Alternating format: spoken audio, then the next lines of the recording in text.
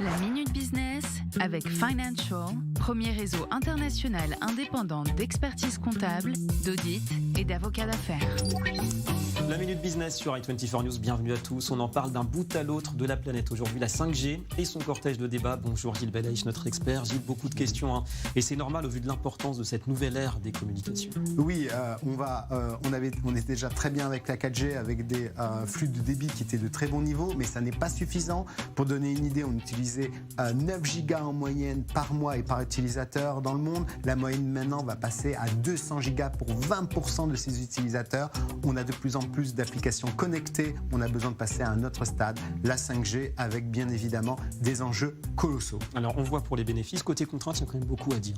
Oui, déjà contraintes financières, ça veut dire 3 milliards d'euros à décaisser pour les opérateurs pour revenir sur le marché. On peut citer bien sûr SFR, on peut citer Hotmobile ou Free, mais on a aussi des enjeux pour les consommateurs. Changer de téléphone, pour la majeure partie d'entre nous, les téléphones ne sont pas éligibles, des abonnements qui vont être plus coûteux, et on comprend parce que plus de data, plus de services, et des enjeux aussi environnementaux, on en a parlé. Donc des bénéfices, des risques, on comprend bien. Et qu'en est-il de l'impact aussi sur le porte-monnaie ?